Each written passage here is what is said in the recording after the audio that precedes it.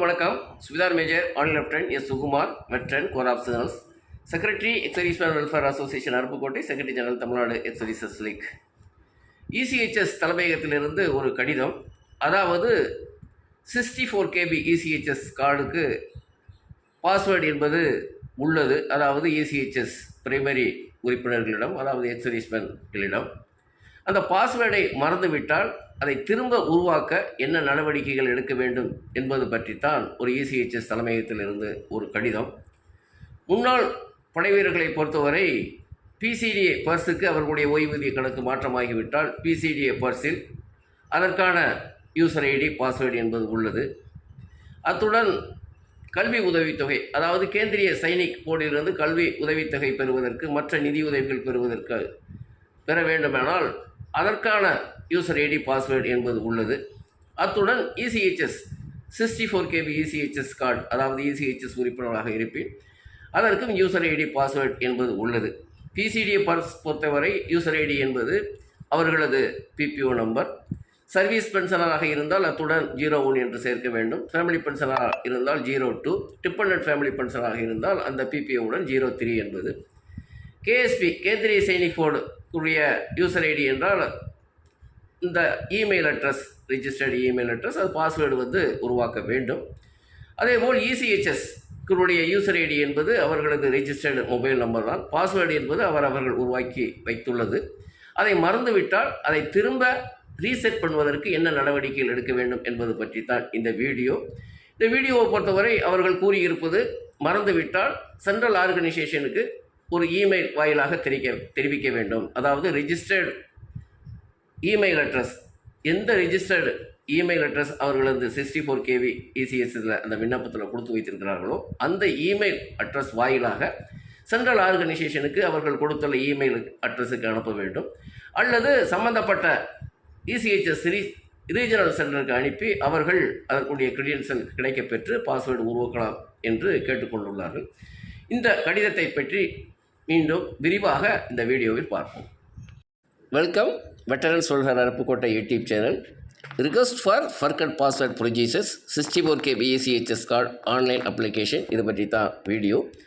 முன்னாள் படைவீரர்கள் விழிப்புணர்வு மற்றும் நலனுக்காக வெட்டரன்ஸ் வெல்ஃபேர் அருப்புக்கோட்டை யூடியூப் சேனலை சப்ஸ்கிரைப் செய்து பார்த்து பயன்பெறலாம்.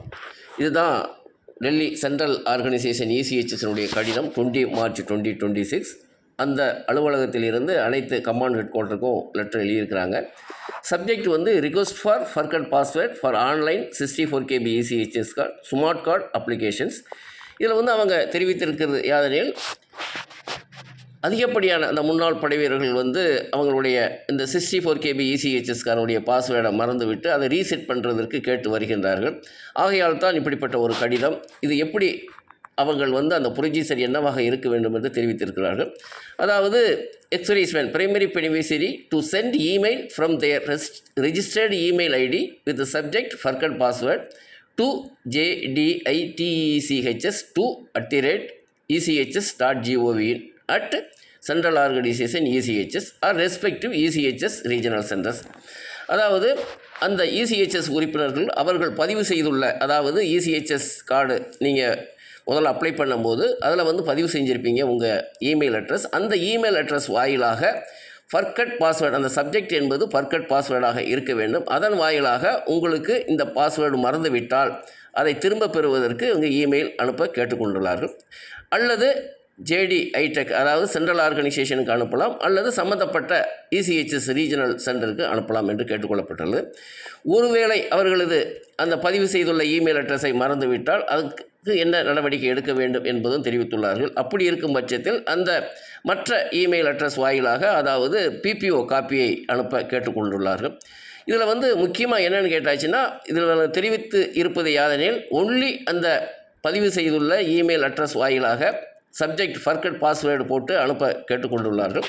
ஆனால் இதில் நான் கூறியிருப்பது என்னவென்றால், இந்த இமெயில் அனுப்பும்போது அந்த சம்பந்தப்பட்ட முன்னாள் படைவீரர்கள் நம்பர், ரேங்க், நேம், அல்லது 64 KB கார்டு ஏற்கனவே கிடைத்திருந்தால் அந்த கார்டினுடைய நம்பர், கிடைக்காமல் இருந்து டெம்பரவரி ரெசிப்ட் மட்டும் இருந்தாச்சுன்னா அதனுடைய ரெஜிஸ்டர்டு நம்பர் இருக்கும், அதை குறிப்பிட்டு கூட நீங்கள் அனுப்பலாம். இப்படி விவரங்கள் அதில் இருந்தாச்சுன்னா அவங்க ஈஸியாக வந்து அவங்களுக்கு வந்து அந்த பர்கட் பாஸ்வேர்டு ரீசெட் பண்ணுறதுக்குடைய விவரங்கள் வந்து தெரிவிப்பார்கள்.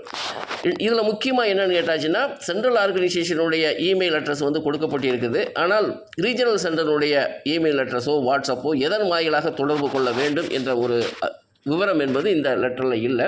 ஆகையால் தான் நான் இதில் உங்களுக்கு விவரம் தெரிவிக்க வேண்டிய இது ECHSனுடைய வெப்சைட். அந்த வெப்சைட்டில் வந்து கான்டாக்ட் அஸ் என்று உள்ளது. இந்த ECHS வெப்சைட் வந்து நீங்கள் www.echs.gov ஊக்குள்ள போய் போட்டாலும் இந்த ECHSனுடைய வெப்சைட் ஓப்பன் ஆகிடும். அதில் கான்டாக்ட் அஸை நீங்கள் கிளிக் பண்ண உடனே அதில் வந்து நமக்கு வந்து சென்ட்ரல் ஆர்கனைசேஷன் ECHSனுடைய அந்த இமெயில் அட்ரஸ் அதனுடைய விவரங்கள் எல்லாமே தெரியும். Mobile number, regional centre, record offices. நீங்கள் ரீஜனல் சென்டர் நீங்கள் கிளிக் பண்ண உடனே அந்த பேஜ் ஓப்பன் ஆகிரும். ரீஜனல் சென்டர் எங்கெங்கெல்லாம் அந்த ரீஜனல் சென்டர் இருக்குதோ இந்தியாவில் உள்ள அனைத்து மாநிலங்களிலும் அந்த ரீஜனல் சென்டர்ஸினுடைய டீட்டெயில்ஸை இதில் நம்ம பார்க்க முடியும். தமிழ்நாடை பொறுத்தவரை சென்னை அண்டு கோயம்புத்தூர். இப்போ நான் வந்து கோயம்புத்தூர் கிளிக் பண்ணியிருக்கிறேன். கோயம்புத்தூரை கிளிக் பண்ண உடனே அதில் வந்து கம்ப்ளீட் அந்த இமெயில் அட்ரஸ் அதனுடைய மொபைல் நம்பர் இமெயில் அட்ரஸ் எல்லாமே வந்துருச்சு. Director RC regional centre, joint director establishment, joint director A&M, joint director medical. இதில் இமெயில் அட்ரஸ் இருக்குது, மொபைல் நம்பரும் இருக்குது. ஆனால் நீங்கள் விவரம் வந்து பர்கட் பாஸ்வேர்டுக்கு விவரம் கேட்க வேண்டும் எனில் ரீசெட் பண்ணுவதற்கு இமெயில் அட்ரஸ் வாயிலாக கேட்பதே நல்லது. இதில் வந்து 4 இமெயில் அட்ரஸ் இருக்குது. ஜாயின்ட் டைரக்டர் அல்லது நீங்கள் வந்து முக்கியமாக எஸ்டாப்ளிஷ்மெண்ட்டுக்கு கேட்கலாம். அவங்க தான் இந்த ஆஃபீஸ் எஸ்டாப்ளிஷ்மெண்ட்டை பற்றி அவங்க வந்து விவரம் தெரிவிக்க இயலும். Joint director establishment email address வாயிலாக அந்த விவரம் கேட்க இயலும். இதுதான் ஒரு ECHS சென்ட்ரல் ஆர்கனைசேஷனுடைய கடிதம். அதாவது ECHS உறுப்பினர்கள் அவர்களது 64 KB ECHS கார்டுக்குரிய பாஸ்வேர்டை மறந்துவிட்டால் அதை திரும்ப ரீசெட் பண்ணுவதற்கு என்ன வழிமுறைகள், என்ன நடவடிக்கைகள் எடுக்க வேண்டும் என்பது தான் இவர்கள் இந்த கடிதம் வாயிலாக தெரிவித்திருக்கிறார்கள். இது ஒரு விழிப்புணர்வு வீடியோ தான். முன்னாள் முப்படை வீரர்கள் அதாவது ECHS உறுப்பினர்களுக்கு கண்டிப்பாக தெரிந்திருக்க வேண்டும். அப்படி தெரிந்திருந்தால்தான் பாஸ்வேர்டை மறந்துவிட்டாலும் அதற்கான நடவடிக்கை எடுத்து அவர்கள் 64 KB ECHS கார்டு கிடைக்க பெற்றாலும் அதற்கு பின்பு அதனுடைய டாட்டா மாற்றங்கள் இருக்கும். அப்புறம் ECHSனுடைய பாலிகளினுடைய மாற்றம் செய்ய வேண்டும் எனிலும் அதன் வாயிலாகத்தான் செய்ய வேண்டும். ஆகையால் தான் வேலிடேஷன் இந்த மாதிரி பல வேலைகள் என்பது உள்ளது ECHS கார்டு கிடைக்கப்பெற்ற பின்பும். ஆகையால் ஒவ்வொருவரும் அந்த ECHS பாஸ்வேர்டு என்பதை கண்டிப்பாக அவர்களிடம் பத்திரமாக வைத்திருக்க வேண்டும். மறந்துவிட்டால் இந்த நடவடிக்கை என்பது எடுக்க வேண்டும். பாஸ்வேர்டு என்பது அதாவது PCDA பர்ஸுக்குள்ளது, KSPக்கு உள்ளது, ECHSக்கு உள்ளது எல்லாமே அவர்களது டிஸ்சார்ஜ் புக்கின் பின்புறம் எழுதி வைத்து கொண்டால் அது மறக்காமல் இருக்கும். இது வந்து எங்களுடைய ஒரு வேண்டுகோளாக இருக்கின்றது. இதுவரை இந்த வீடியோ கேட்ட அனைத்து முன்னாள் புடை வீரர்களுக்கும் நன்றி, வணக்கம், ஜெய்ஹிந்த்.